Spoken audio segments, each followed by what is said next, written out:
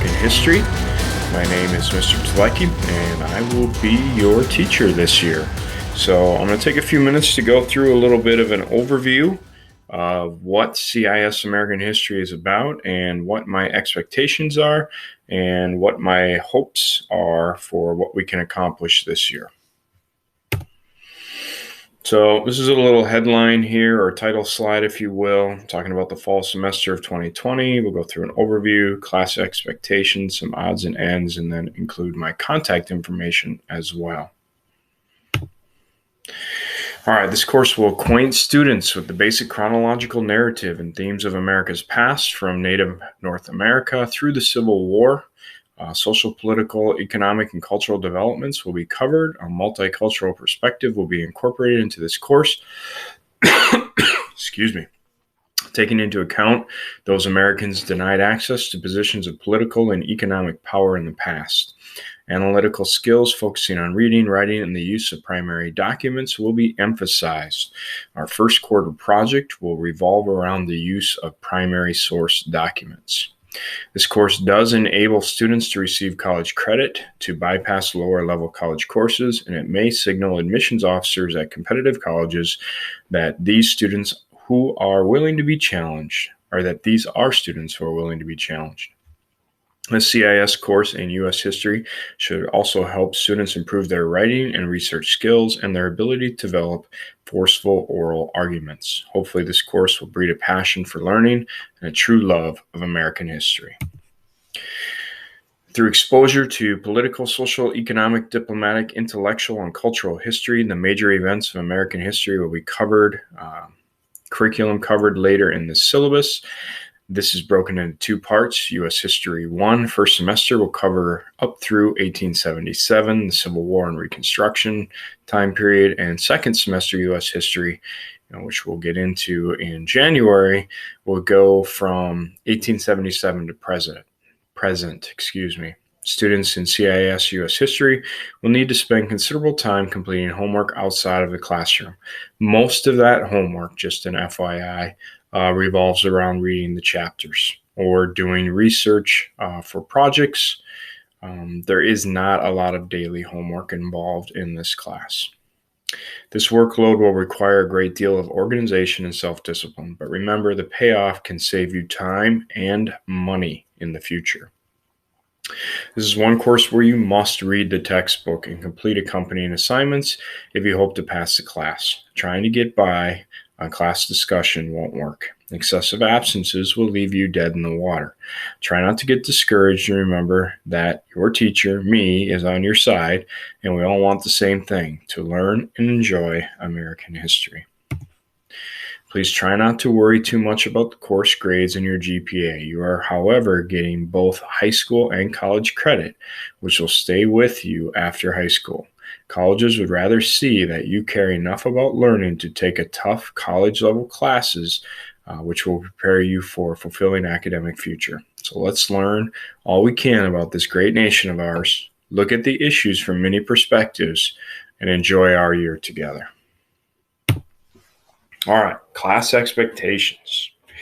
You should take notes in your own words on everything: lectures, videos, guest speakers, because taking notes aids in the process of remembering details. You have to see it, you have to read it, you have to hear it, and that will help you learn it. We have to be able to understand and remember enough facts to manipulate those facts to create a solid argument to essentially state your position on a given issue. Every test will have an essay question in it. That essay question will require you to be able to cite 2 to 3 facts to support your position. There's no right or wrong answer. You just have to be able to support your position. Schoology is everything here, and I think it will be throughout most of the school. But I'm going to post everything on Schoology, and you can access it at any time. There is an online textbook available. Thanks to a nice school out in New Jersey, I think, which put the whole textbook online. We can access it, so you don't have to take a textbook home. You can access it online and use it that way. When possible, I will also upload the audio version of the chapter that we are on. So in chapter 1, I have already uploaded the audio version. You can listen to a reading of the text. I will also upload all the notes all the time that we use. You can follow along, you can work ahead, you can do whatever it is that you need to do. And of course, I'll be posting videos periodically or having open, Google Meets where we have discussions that are going on. All of those things will be shared via Schoology. My work expectations, I do not accept crappy work. You know what crappy work is. This is a college level class, and college level work is expected on everything you do. If it's a simple 5-point assignment, I expect college level work. Make sure you check the syllabus for the plagiarism policy. Plagiarism is a big deal. And if you commit academic fraud, you're not just cheating in high school, you are now cheating in college. And that could have a pretty big impact on your ability to get into a college. If your work is late, your grade will be docked by 1 letter grade. Go from a B to a C on that individual assignment or that work. Now, if there are things that are coming up and you think you will not be able to meet the deadline that I have set forward, if you reach out to me before that deadline, a day before, 2 days before, and ask for an extension, if you have a reasonable excuse, I'm willing to listen to that and I'm willing to give you an extension. But if you show up on the day it's due and give me an excuse, it will not be accepted. My class rules are relatively simple. Do you make those around you better people? Be nice, be prepared, practice self-control, respect other people's opinions. Unless they like the Green Bay Packers, nobody needs to respect that. All right, some odds and ends, things that always come up. Because this is a college level class, your high school grade will be given an automatic increase over your college grade. So the grade you see in Infinite Campus is your college grade, all the way up until the end of semester 1. At the end of semester 1, if your college grade says B+, I will change it to your high school grade as an A. So I upload your college grade first to Central Lakes Community College. Once it has been sent there, then I go back and adjust your high school grade. So then a B+ would become an A B would become a high school A-, and a B-, college B-, will become a high school B+. So that's the increase that we give to accommodate for the fact that we don't have weighted grades in our school. And that will only happen at the end of the semester. So quarter grades will reflect your college grades. And certainly you can ask questions about that if you want. It can be a little bit confusing sometimes, but as far as your high school grade goes, it will always be a little bit higher than your college grade, unless you're getting an A.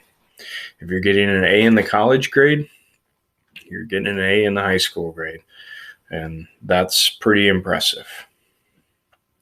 If you want to earn an A in this class, you will have to read the chapters, take the notes, study, and participate. If you take any one of those out, you're not going to get an A. It'll be very, very hard. Be actively engaged in school and class, otherwise it gets really boring. I'm excited for this class. American history is great. There are no other classes that force you to daily engage in the world in which we live. I love American history. I have taught it now for 22 years. I enjoy it every day. I truly enjoy talking about it. I enjoy answering questions about it. I enjoy making you think about it. I enjoy listening to conspiracy theories, which may or may not be true because we know we never actually walked on the moon.